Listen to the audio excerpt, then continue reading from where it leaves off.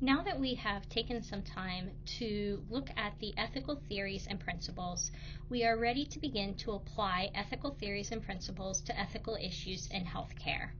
And I spent some time considering where to start with ethical issues in healthcare. There's really two main ways to start. We can start very focused and go broad, or we can start broad at the societal level and go to a more focused approach at the individual level.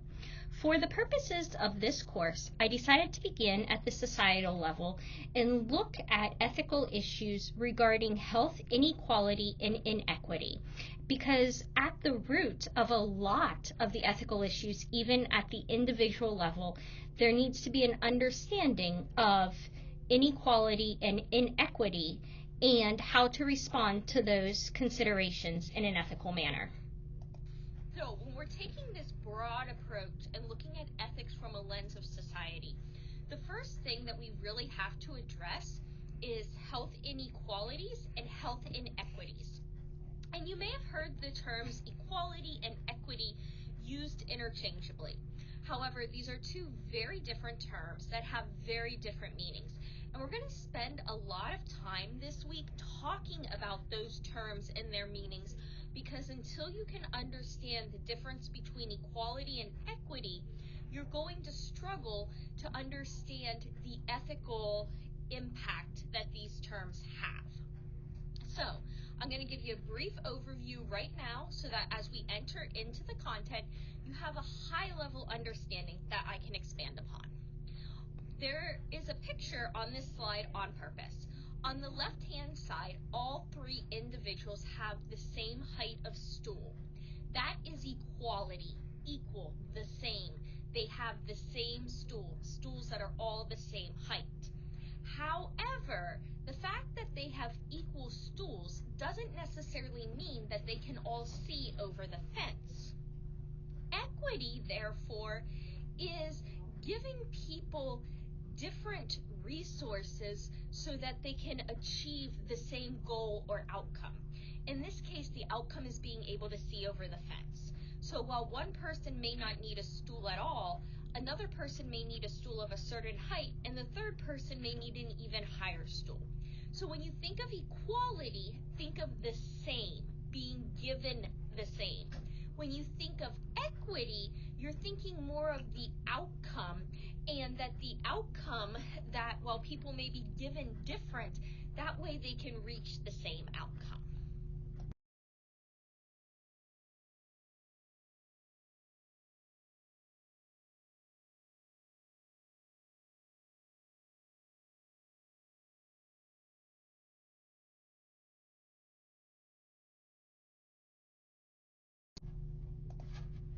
Before we really dig into these topics, I wanted to just do a brief overview of trust and integrity, because trust and integrity are two things that are going to be very important in the content for this lecture and very important to healthcare ethics for organizations.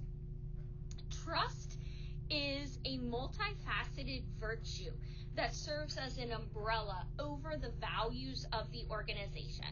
So basically, an organization has a set of values in their mission, vision, and values that they have identified that they are going to uphold. And then trust is this ability to depend on the organization to uphold their promises. So if you go to an organization, a healthcare organization, as a patient that says that one of their values is to provide the cutting edge technology, you are trusting or expecting that they're providing that technology to you. Having trust within an organization is a way to promote the economic value of the organization. In other words, when patients trust an organization, they're going to go to that organization. They're going to seek services from that organization, which promotes the value economically of the organization.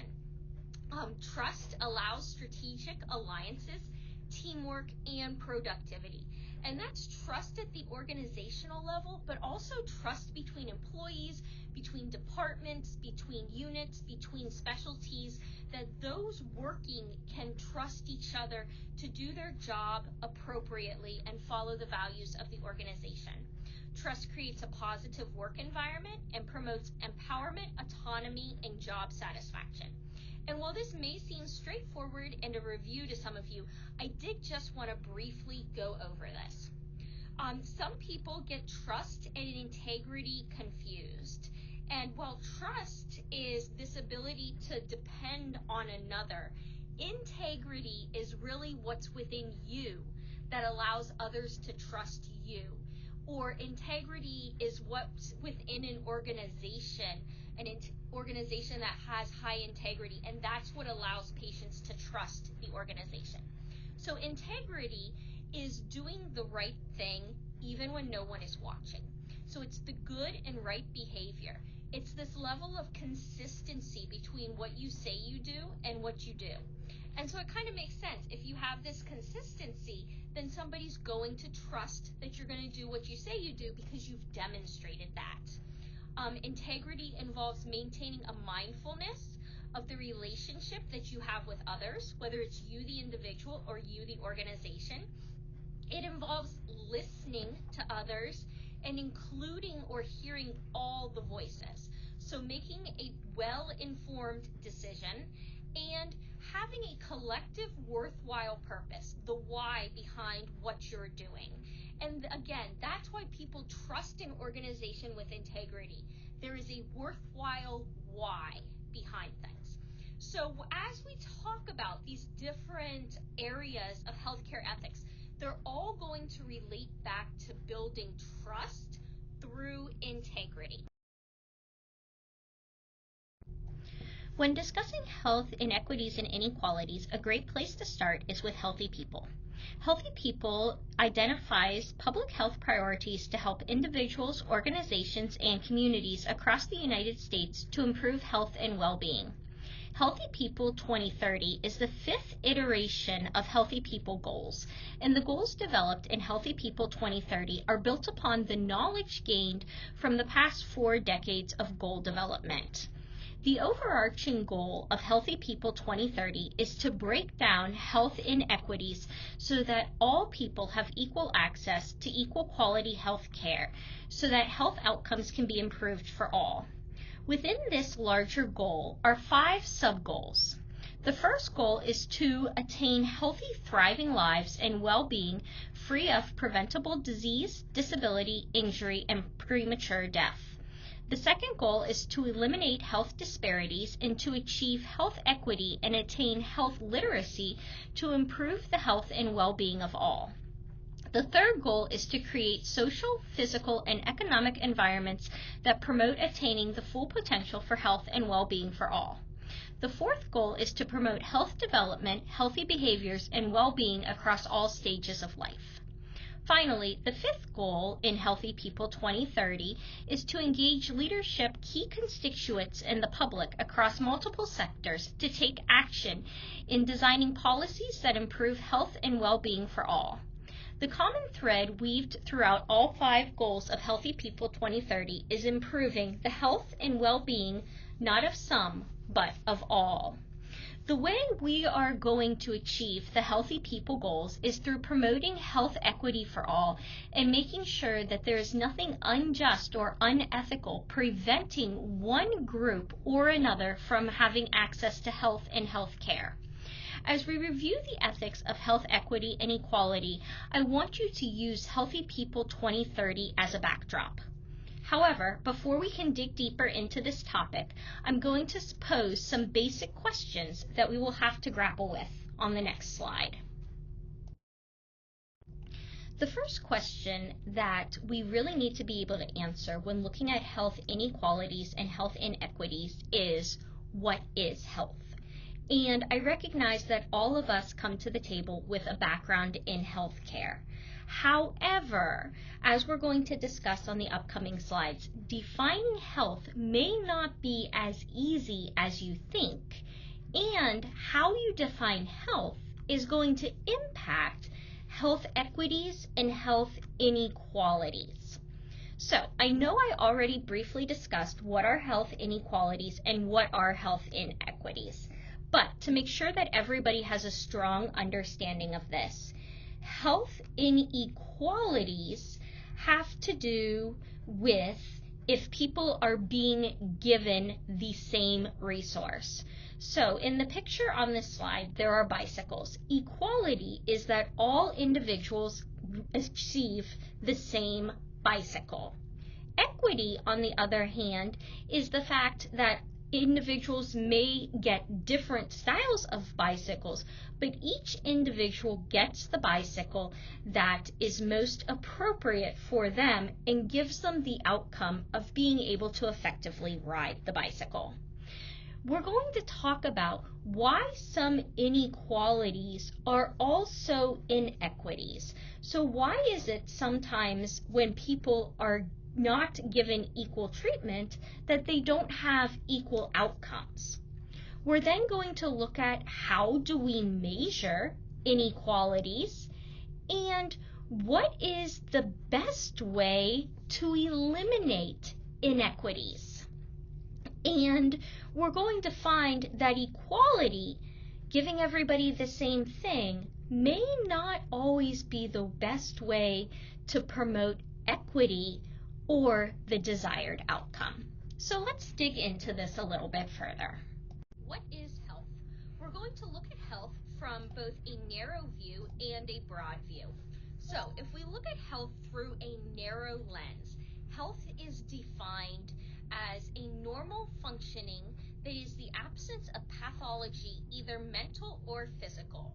So what that means is that it is a function, somebody is functioning without any type of disease, illness, or injury. So the benefits of having a narrow definition of health is that this definition is very objective and it can be measured using biological and physiological characteristics. There are very easy, understandable ways for us to say if you have a specific illness, injury, or disease. Whether it's doing a blood test, whether it's looking for a certain type of rash, characteristic signs and symptoms that spell out saying that you have specific disorders or diseases. The limitation that comes from a narrow definition is that when you focus something narrowly, sometimes you miss components of getting the big holistic picture. In a narrow definition of health, we don't capture aspects of human experience which may be relevant to ensuring social justice. So when we're looking at health from a narrow perspective, we're really looking at pathology. We're looking at changes from the normal or baseline in illness or injury. We are not considering things such as happiness, well-being, and capabilities, which can have an impact on someone's experience and some would argue may have an impact on their health outcomes. So, I said that the narrow definition of health can be measured objectively. So how do we measure health under a narrow definition? What are we looking for? We're looking for things such as mortality rates, how many people die. We're looking at survival rates. We're looking at the average life expectancy.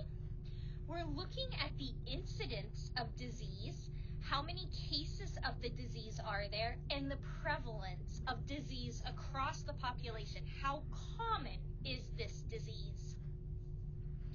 In contrast to a narrow definition of health, some have ascribed to a broader definition, which states that health is a state of complete physical, mental, and social well-being, and not merely the absence of disease or infirmity.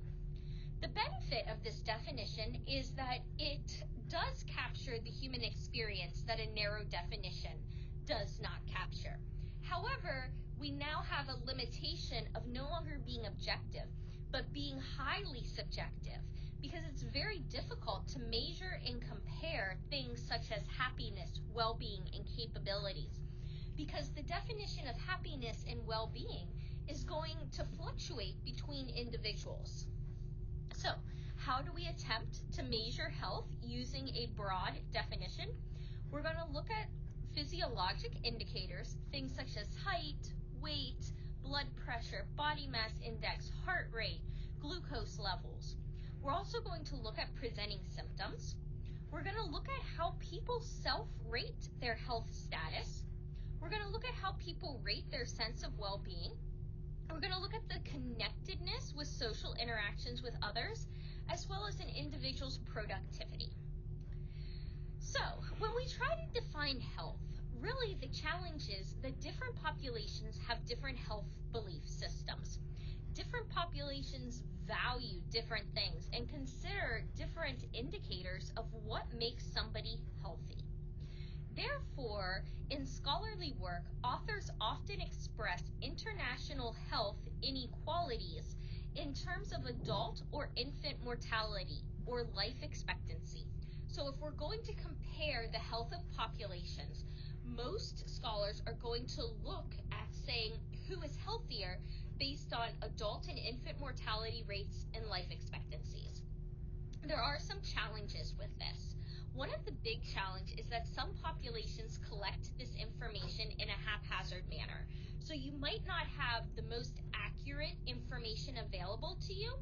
However, on an international level, the most objective way to compare health of populations is to look at mortality and life expectancy rates. Another way that some have started to use to look at health and compare health across populations is the DALY, the Disability Adjusted Life Years. And the DALY considers both morbidity and mortality. So we're not just looking at the number of people that are living and dying, but we're looking at the number of people that are living with different disease processes and the impact on them. The limitation of the DALY, though, is how do we consider the aggregate of morbidity and mortality? And what I mean by this is how do we compare and contrast maybe a disease that a population has that is not a deadly disease, does not have a high level of mortality. However, a lot of the population has it, a high level of morbidity, compared to a disease that has a high level of mortality. It kills, but it's very rare. So which is worse? How do we compare that? And that becomes the big limitation when using the DALY to compare health between populations. Now that we've kind of talked about health and defining health, we're going to now look at health inequality.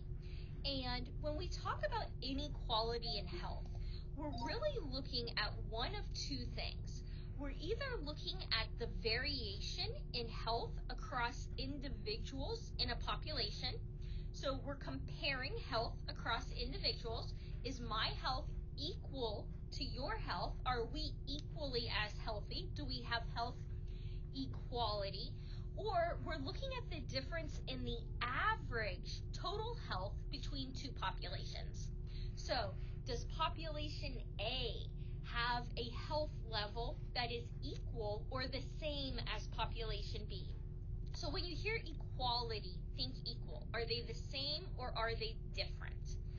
And while we're looking at inequality either on an individual level or a population level, it's very important to point out that the average health between two populations may be the same.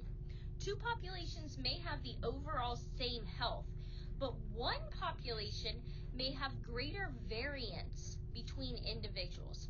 So basically, this is a mathematical understanding. When you take an average, you're taking all the numbers that you get and then dividing it by how many numbers you have. So if you have a lot of numbers that are very high and a lot of numbers that are very low, two extremes, when you average them, you're going to reach something more in the middle. But you have a lot of variability between high and low. If you have a lot of numbers that are close together, all close to the middle, when you average them, you're still going to get that same similar number, but there's not much difference between people. So if you have really high highs and really low lows, you can can get an average that's going to be very similar to a group that everybody is right around the same number. So, because of this, most scholars are going to look at the difference in health between populations.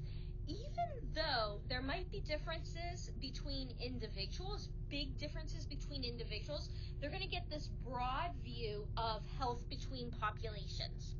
So this is important because of that limitation. Because even though two populations may have the same average health, the individuals within those populations may have very differing levels of health. It may not be consistent among individuals, even if it is overall consistent between populations. So, what causes inequalities in health?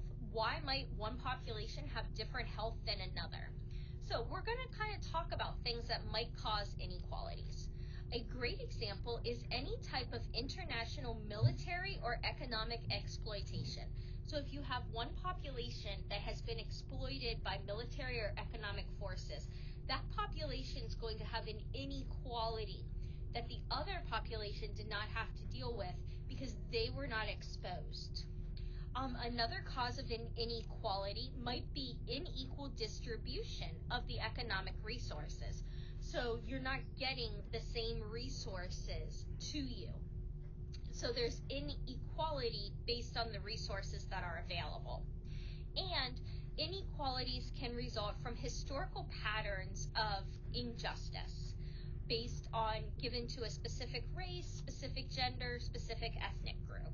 So those patterns have caused long-term effects of inequality. In general, inequality we're going to consider as a property of a population, not individuals. And that is because, going back, most scholars are looking at the difference between health populations. So when we hear about inequalities, we're comparing population to population. Important to note that sometimes inequalities in healthcare do not actually lead to health inequalities. So, if there is unequal healthcare available, that doesn't mean necessarily that there's going to be unequal health of the population. However, many health inequalities can occur within the context of healthcare equity, of healthcare equality, I mean.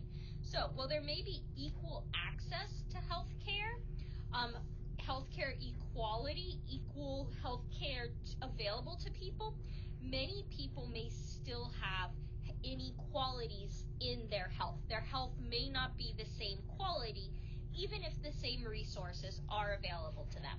And that can be for a variety of reasons. So, now we're going to switch to talk about health inequity. On the prior slide, we discussed health inequality, which looked at comparing the health of two populations and just saying, was it the same or was one better or worse than the other? So when you think of equality, think equal and think looking at the overall health. Is the overall health the same or is it not the same? When we look at health inequities, we're looking at differences in health that society judges to be morally unacceptable.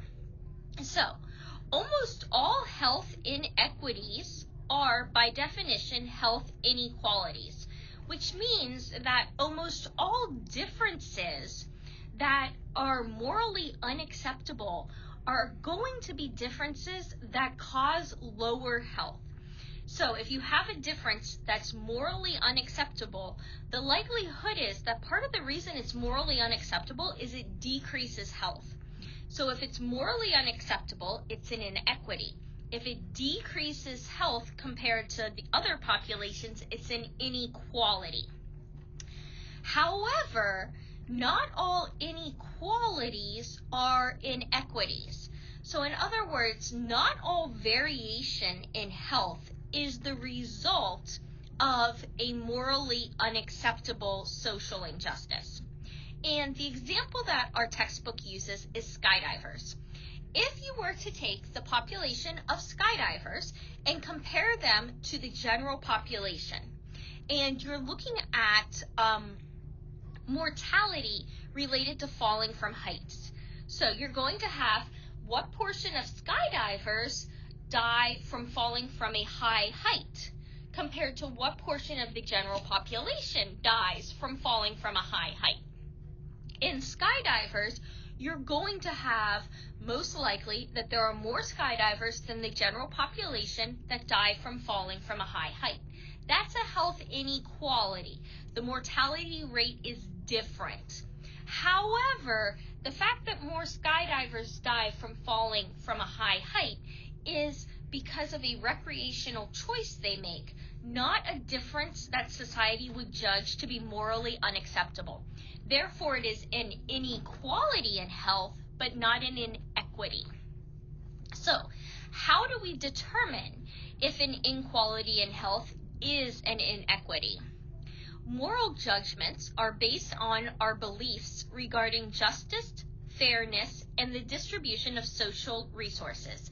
So this is where some of the ethical considerations come in, because how do we define justice? How do we define fairness? And how should we distribute social resources?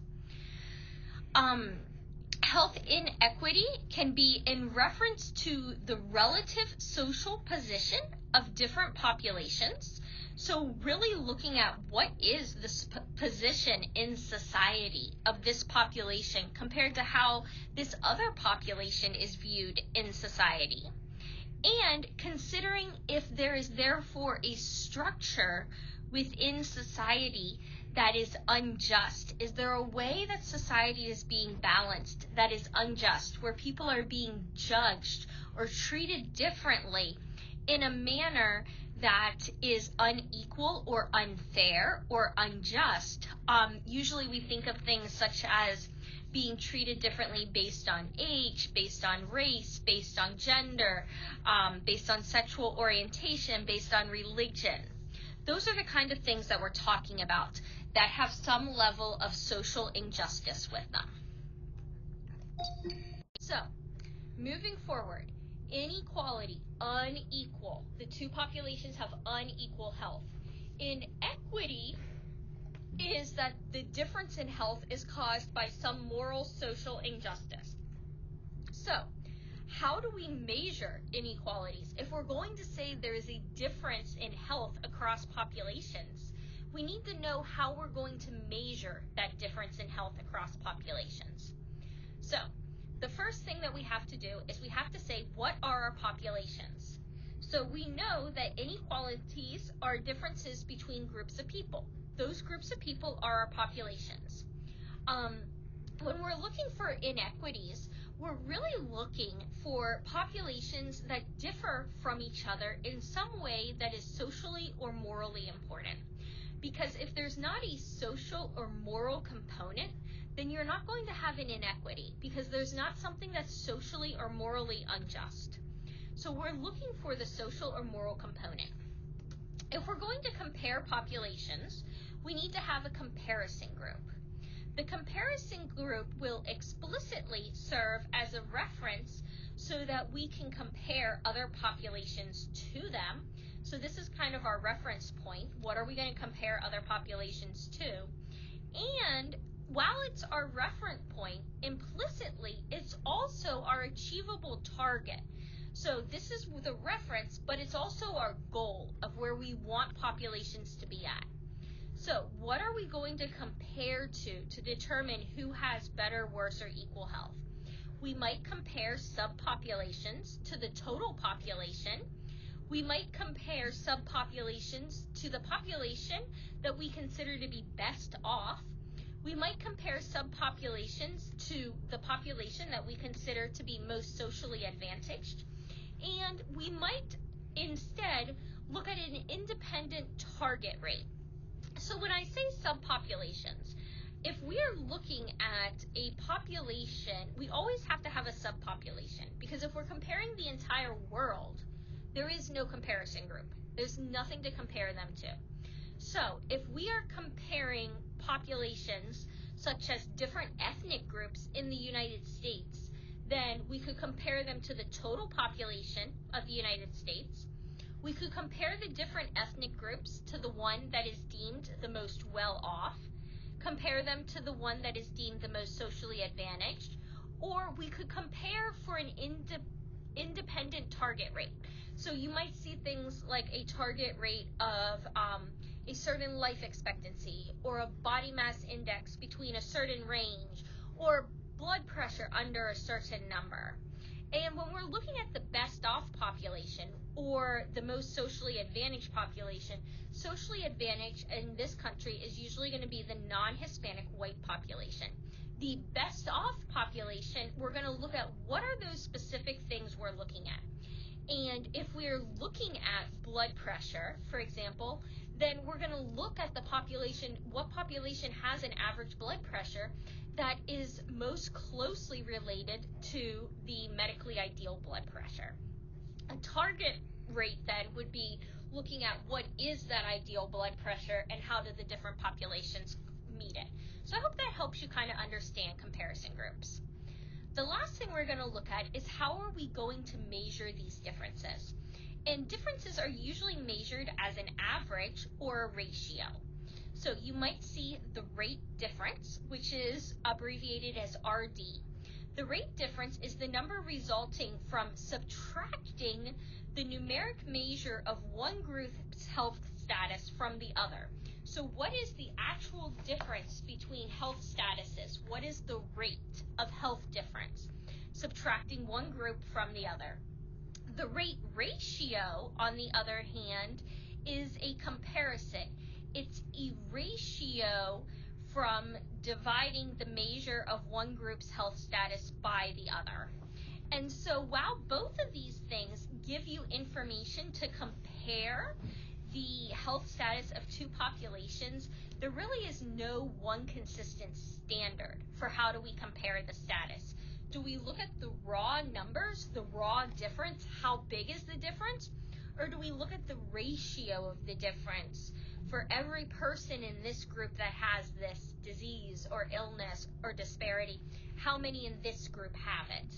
And you can look different, the numbers may look very different whether we're looking at the actual numbers or the rates.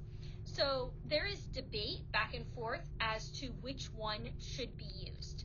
But that would be beyond the scope of this class and would have more to do with the ethics of statistics and research. Before we deep dive into the ethical dilemmas surrounding health inequity and health inequality, I want to bring to your attention some principles in addition to the principles and theories that we talked about at the beginning of the course.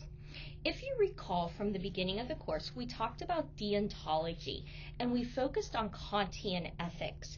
And we focused on the duty that you have in Kantian ethics to do what is right. And we focused on patient autonomy. There are some other theorists under deontology, and one of those theorists is John Rawls. And John Rawls developed some principles of justice. And so these principles of justice are extremely applicable to looking at inequity and inequality. And what Rawls developed was the distributive justice principle, which is this concept that everyone should get an equal share of burdens and blessings unless there is a material reason to discriminate. And then under distributive justice, he broke things down to two principles: the first principle of justice and the difference principle of justice. The first principle of justice is that all individuals should have equal rights to the most extensive basic liberties comparable to similar liberties of others. So, in other words, everybody should be entitled to the same basic rights and liberties simply because they are a person. And these were often referred to as process rights. And an easy way to comprehend process rights is to think of the Bill of Rights in the U.S. Constitution. And these are the things that all individuals have the liberty to. So individual freedoms such as political liberty, freedom from arbitrary arrest and seizure, freedom to hold personal property, freedom of speech and assembly, liberty of consciousness and thought. So there's usually very little argument surrounding this first principle of justice. Most people do agree with this principle and understand the autonomy of individual rights and freedoms. Rawls' second principle, the difference principle of justice, tends to cause a little bit more discrepancy between whether people adhere to this principle or not. And the difference principle of justice says that social and economic inequalities are appropriate if they are arranged so that the inequalities help the least fortunate in society. And then Rawls went on to further explain it, to say that these inequalities beyond helping the least fortunate in society need to be connected to positions, offices, or jobs in society that everybody has an equal opportunity to obtain.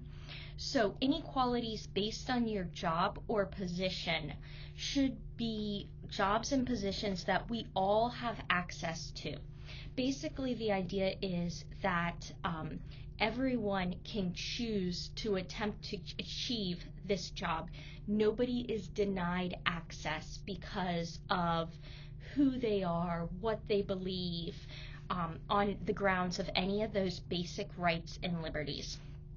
But if you do then achieve one of these jobs, then it is appropriate to allow inequality such as distribution of income, authority, responsibility, and being higher up the chain and command. So this kind of speaks to the idea that the pay based on the job that somebody has, or the authority based on the additional training and education that a person has. So Rawls is saying that yes, we should all be treated equally, but sometimes people have a special skill set that makes them more qualified to be in a position of authority or responsibility, or to be higher up in the chain of command. However, Rawls also noted that society cannot justify decreasing a liberty by increasing social and economic advantage. And what this means is that somebody's social and economic advantage should not cause a decrease in another person's liberties. So your benefits, your inequality should not cause a disadvantage to another individual. And so those are the things that Rawls says you need to look at through the difference principle of justice. Are inequalities such that the extra benefits are given to those less fortunate? And are inequalities distributed in such a way that everyone has an equal opportunity to obtain these higher ranks and roles? And are we not taking away from one person to give to another person? And you will find there's a lot of back and forth about the difference principle of justice and distributive justice. But anytime there's talk about equity and inequality, the distributive principle of justice tends to pop up. So I wanted to make sure that you have a background and foundation in this principle.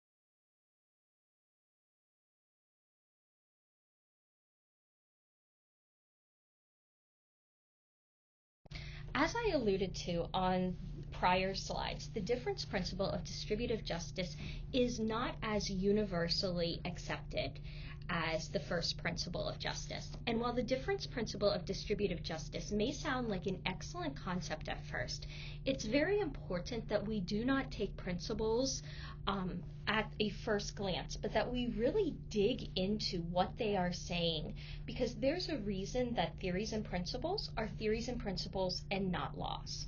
So, as a brief review of the overview of this principle, any inequality, so any unequal distribution of important resources, should benefit the least advantaged members of society. So in other words, if there are limited resources, more of the resources should go to those who are least advantaged. And what this means is that inequalities that benefit the socially disadvantaged, so giving extra to the socially disadvantaged, should not be considered an inequity. The difference in outcomes because the socially disadvantaged received more, the fact that they have better outcomes should not be considered an inequity. So what this is saying is that if you have two populations and they are getting different health care, but that is because limited resources are being given to those who are socially disadvantaged, and those who are socially disadvantaged are having better outcomes as a result of these resources than the health of those that are more socially well off, this is not an inequity. The fact that those that are more socially well off are having better health outcomes is not an inequity. And this is where the critique of this principle begins. The first big question we come to is, how do we define what a disadvantaged population is? And is the definition of a disadvantaged population sometimes arbitrary? And what I mean here is, what do you do when you have two populations that are very well off, but you have limited resources and you have to determine which population of those two gets the resources? However, both populations are far above the average. In this case, how do we determine disadvantaged? Because compared to the larger whole, both populations are advantaged. And is it then appropriate to choose between them? We also then have to grapple with the question of what happens when you have those that are in a higher social, are more advantaged members of society, and they are not given access to the distribution of limited resources. And an example of this would be if there was a cure for a disease and there was limited numbers of whatever that treatment was to produce that cure, but only those who were least well off had access to that treatment. The question then becomes, is it ethical that we are saying you deserve this treatment because you're less well off than this person who has the exact same illness? Is it always appropriate to apply the distributive principle of justice? Is this principle something that can be applicable in all situations, or does it have limitations? And then we are left with the question of, if an inequity is socially acceptable, are the resulting inequalities socially acceptable? So what do I mean here? What I mean is there are certain inequities, certain differences in health outcomes that are considered socially acceptable. So an example of this is the homeless population. Most societies accept that there is going to be a certain percentage of their population that is homeless. These are individuals that do not desire to receive any outside resources to change their situation. So if we have said this inequity, this amount of individuals that have an adverse outcome of being homeless is acceptable, what about the fact that these people are therefore, because of this inequity, at higher risk for mental health disorders, higher risk for tuberculosis, higher risk for pneumonia? Or is it socially acceptable then that they are at these higher risks? And we have to determine, where do we draw the line? Is it okay that they have these higher rates of illnesses, or should we be doing more to address this? And so really what happens with the difference principle of distributive justice is we begin to question the universalization of the principle. And if giving to the least well off is the appropriate response in all situations, at all times, considering all the different scenarios. And I'll let you pause and grapple with that for a few minutes.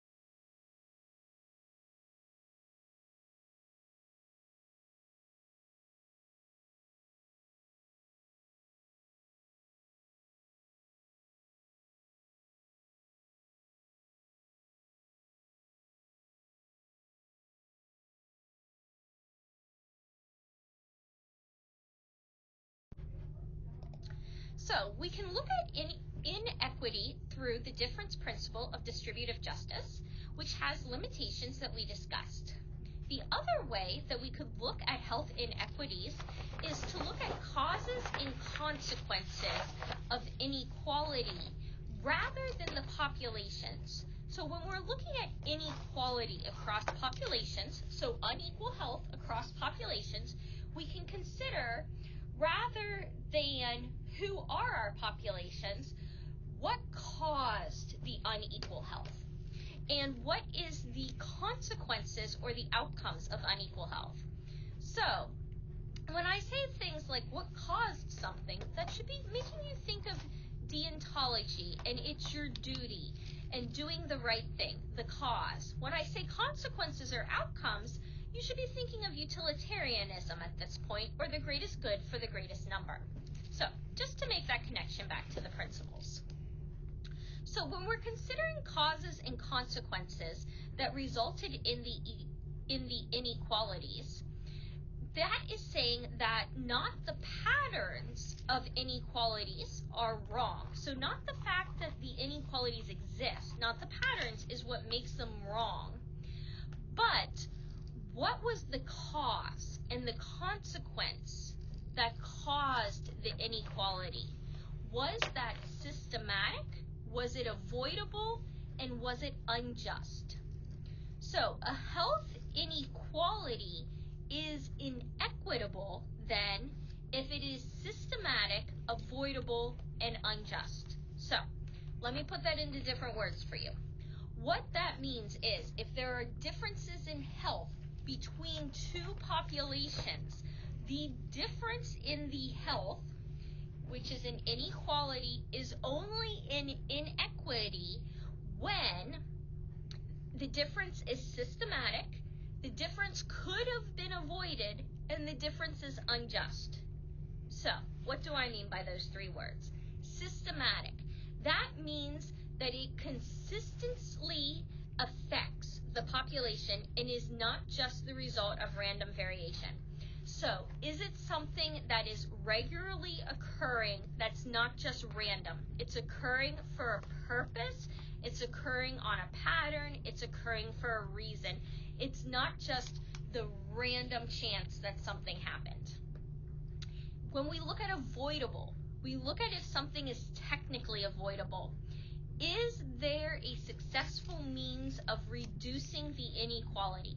Is there something that could be done to reduce the inequality, the unequal health between the two populations? And financial then, is it financially avoidable? Do the resources exist? Are there resources available that are significant enough to rectify the inequality? Because if the inequality is due to a lack of resources, we have to look at other angles. Is it something that's morally avoidable? Is it that we could rectify the inequality without causing another ethical issue? So we are not here looking at the principle of double effect. We're not saying, well, this would cause this bad. No, is it that we could rectify the difference in health without causing another ethical concern? And then, is it unjust? Is the cause of the inequity something that is not just, not fair, not morally right? And we're going to talk about that a little bit more on the next slide about what is just versus unjust. So, to kind of summarize here, with the difference principle of distributive justice,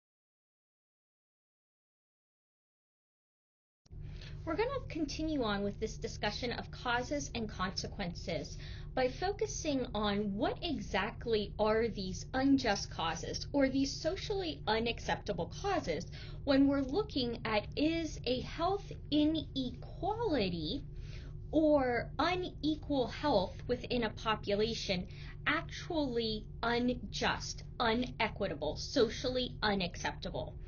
And we're going to look at what the determinants of inequality are. And Whitehead defined 7 determinants of inequality, which then were split into those determinants that are unjust and those determinants that are just. So inequalities that are unjust, or also inequities, would be the severely restricted lifestyle choices of individuals, when individuals really don't have a say in their lifestyle. Unhealthy living and working conditions, so repeated exposure to conditions that are stressful, unsanitary, or otherwise deemed unhealthy.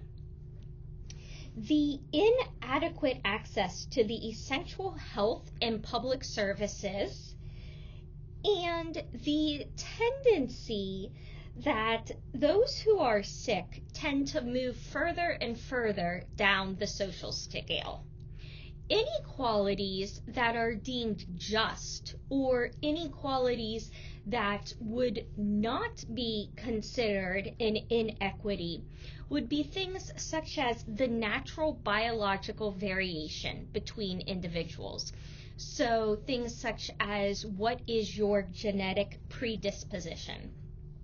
Things such as freely chosen health-damaging behavior, such as participating in certain high-risk sports or pastimes.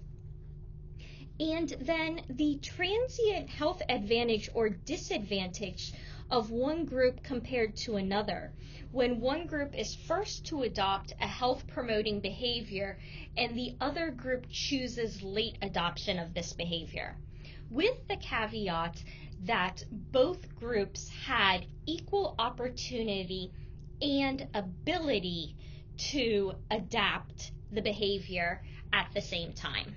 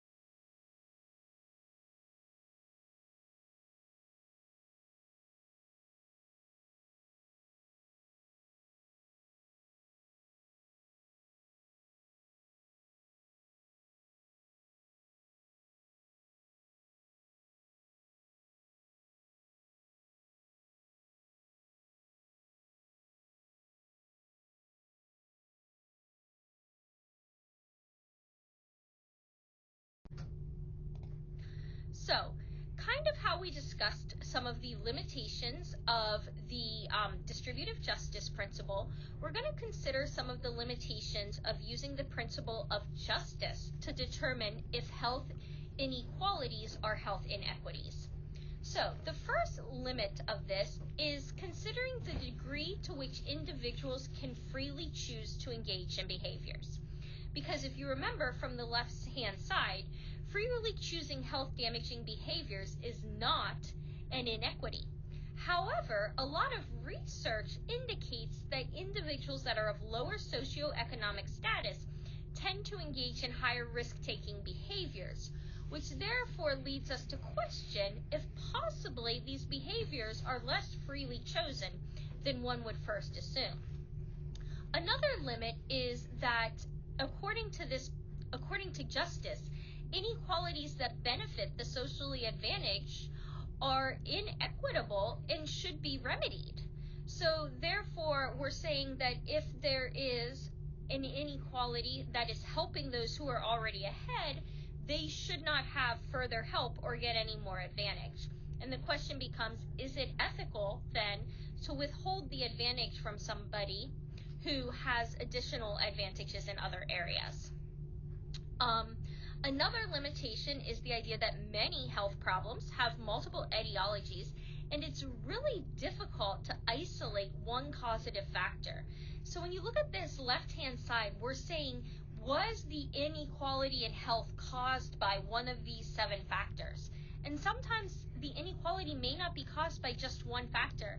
So how do we determine which one's the primary factor?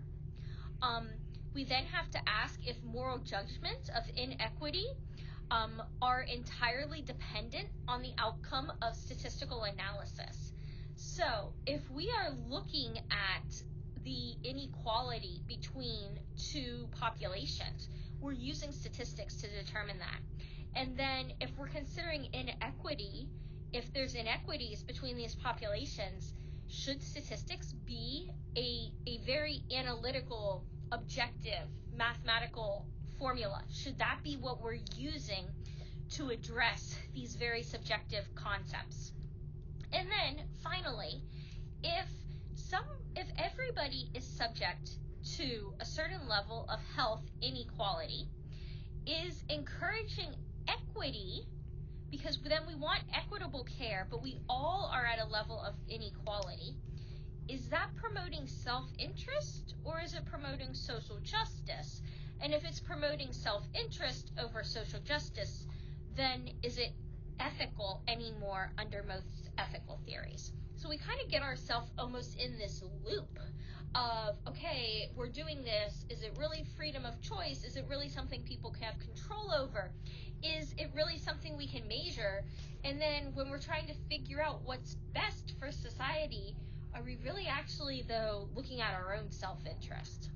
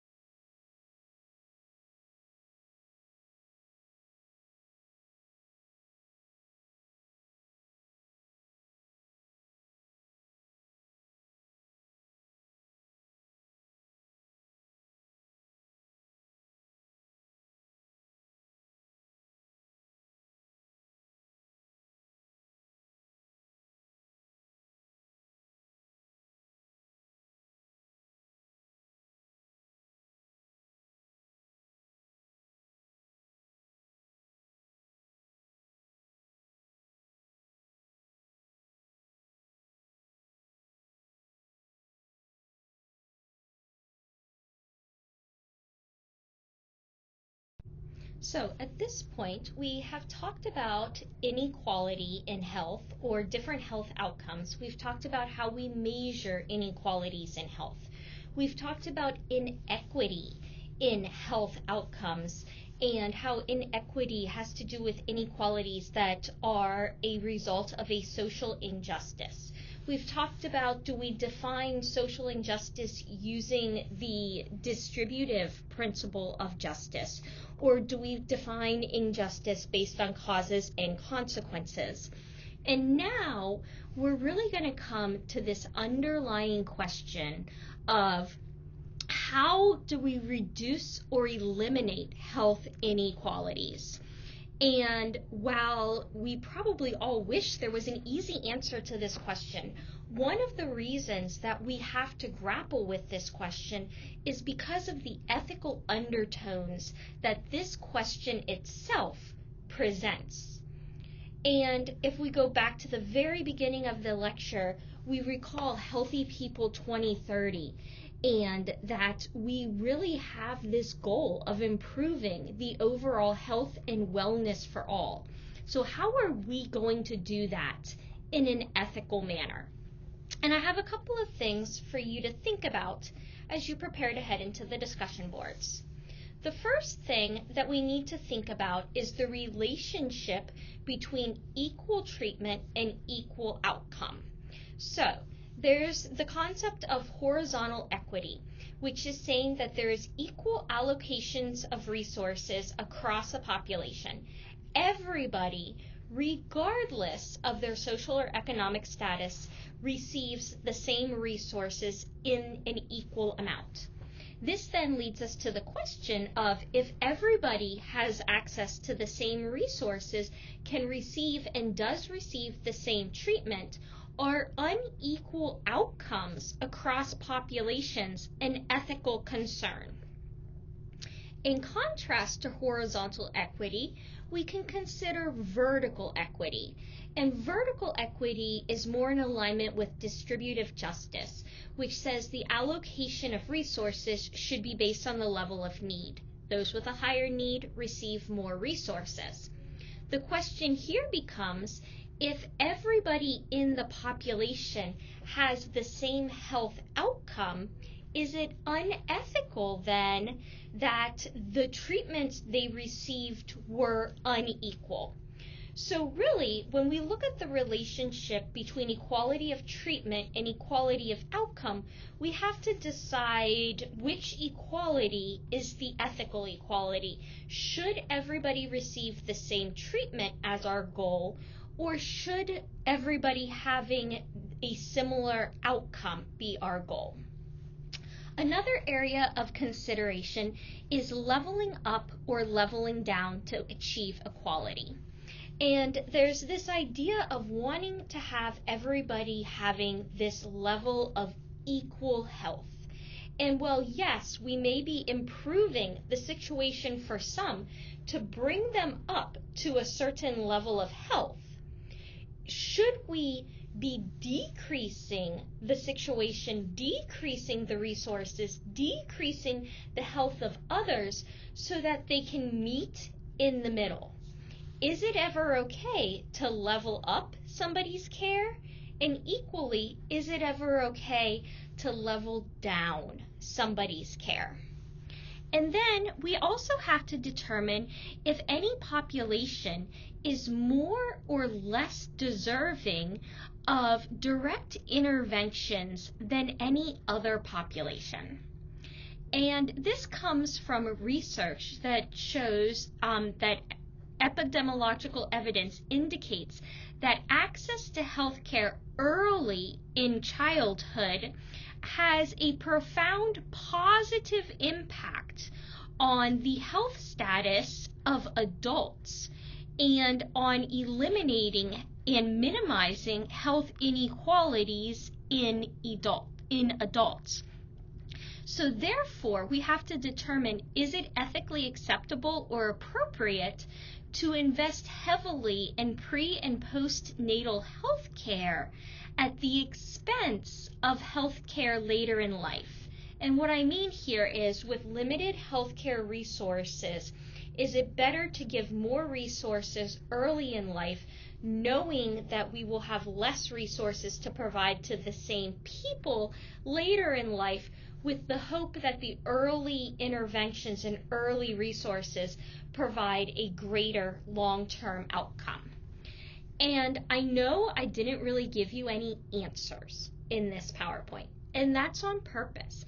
My job here is to give you the background information so that you are prepared to grapple with these issues. And as you head into the discussion board for this week, some of you will be grappling with ethical issues regarding ways to reduce or eliminate health inequalities.